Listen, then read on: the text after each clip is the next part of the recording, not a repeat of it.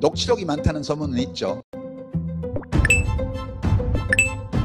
KBS 너마저 김건희의 육성 파일이 등장했습니다. 이런 부분은 헌재 심판에 큰 영향을 줄 것 같습니다. 오늘 KBS 단독 보도 결과 김건희와 명태균의 통화는 윤두창과 명태의 이 유명한 통화 40여 분 뒤에 이뤄졌습니다. 건희는 윤 당선인이 지금 전화를 했다. 당선인 이름 팔지 말고 그냥 밀라고 했다며 김영선 전 의원 공천과 관련해 윤 당선인이 누군가와 통화를 했다고 전합니다. 이어 권성동, 윤한홍 의원이 공천을 반대한다는 점을 알고 있다고 내비치자 명태는 이들이 윤상현 공관위원장을 압박한 것 같다고 말합니다. 즉 대통령 당선인 아내였지만 민간인 신분이던 김건희가 당시 국민의힘 보궐선거 공천 상황을 상세히 파악하고 있었음을 보여줍니다. 그러면서 김건희는 너무 걱정하지 말라며 잘 될 거니까 지켜보라고 명씨를 거듭 안심시킵니다. 네, 충격입니다. 그리고 두창희 육성도 추가로 나왔는데 앞으로 해당 건은 더 파장이 커질 것 같습니다. 그래서인지 덕수가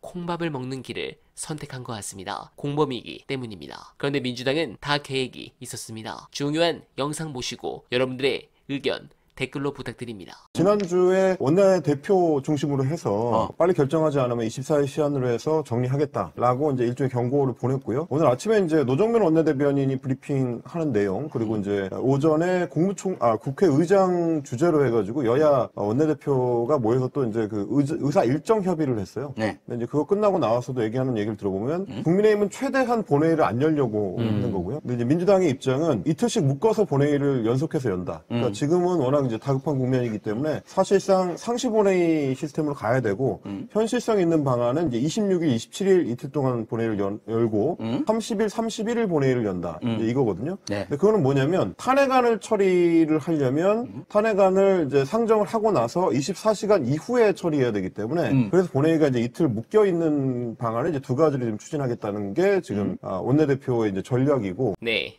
공감합니다. 그러나 사태는 점점 더 심각해지고 있습니다. 수사가 제대로만 된다면 이 기록들이 헌재로 넘어가 기각시킬 수 없는 상황으로 나아갈 겁니다.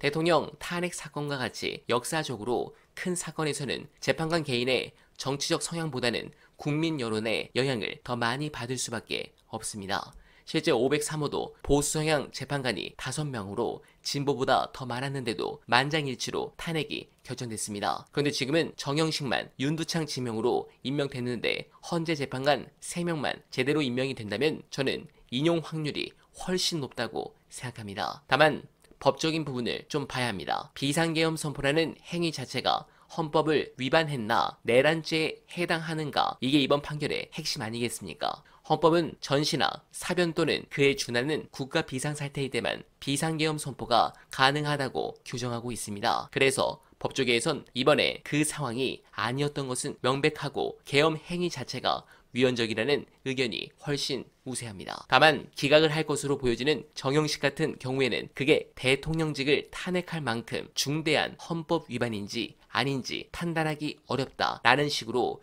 개인 해석을 할 가능성이 있기 때문에 문제입니다. 그러나 헌재 재판이라는 건 일종의 정치적 성격도 있습니다. 당연히 법리적 판단이 가장 중요하지만 국민 여론의 영향을 절대적으로 받습니다. 지금 탄핵에 대한 국민의 강력한 여론이 있는데 그래서 특검을 통해 범죄 혐의가 계속 터져나와야 하는 것입니다. 제발 이번 주에는 좋은 소식이 가득하길 간절하게 기원하며 어나바는 내일도 최선을 다하겠습니다. 여러분 고맙습니다.